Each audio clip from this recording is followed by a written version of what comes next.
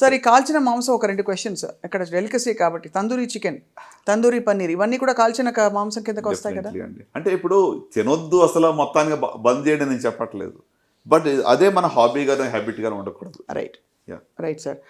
ఏం తినొచ్చు అని చెప్తే ఏం చెప్తారు ఇవాటి రోజుల్లో మరి? ఏం తినాలంటే మోస్ట్ ఇంపార్టెంట్ ఎక్కువగా ఫ్రూట్స్ అండ్ వెజిటబుల్స్ కన్సంప్షన్ చేయడం మంచిది.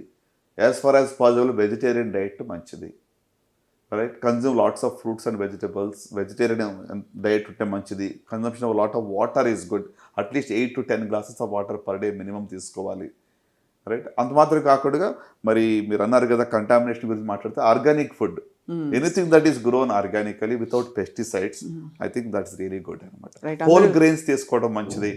Egg is good, fish is good, right. అట్లనే మనకి beans is very good for you.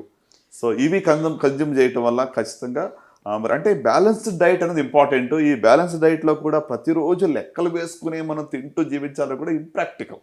అవును. సో అందుకోసము వాట్ ఈజ్ రిస్కీ దాన్ని అవాయిడ్ చేసి మిగతా వాటిని మనము you should enjoy what you eat. Colourful, make your plate very colourful. అది అన్ని రకాల కలర్స్ ఉన్నటువంటి ఫ్రూట్స్ కానీ వెజిటబుల్స్ కానీ మీరు తీసుకుంటాం వల్ల చాలా you will really have a good